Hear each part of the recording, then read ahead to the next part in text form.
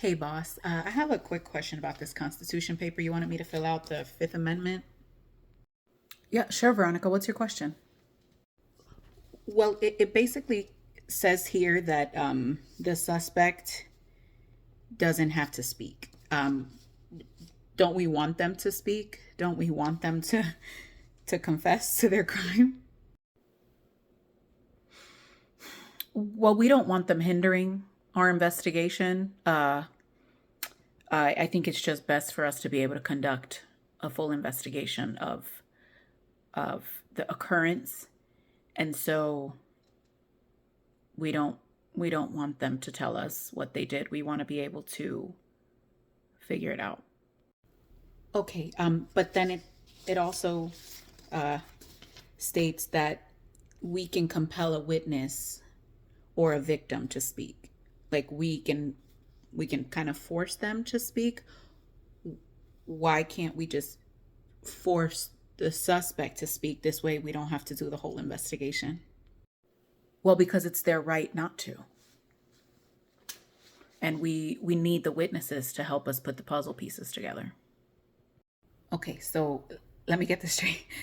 So if a suspect doesn't speak, then there's no consequence.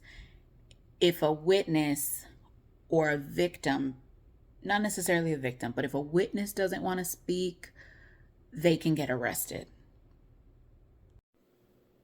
Exactly. And then, because now they're under arrest, they now don't have to speak because now they're the suspect. I You sound like you got it. You sound like you understand it. So, um am I misunderstanding your question, or where are we? What's going on?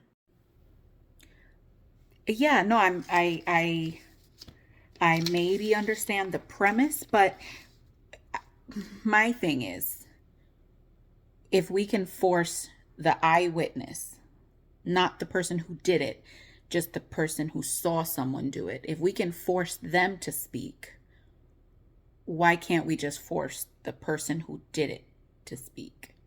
I feel like the question should make more sense than what you're making me feel like it doesn't.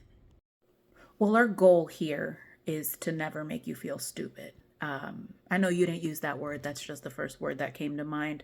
Why don't you go ahead and read the entire Constitution, and it'll all make sense eventually, I think.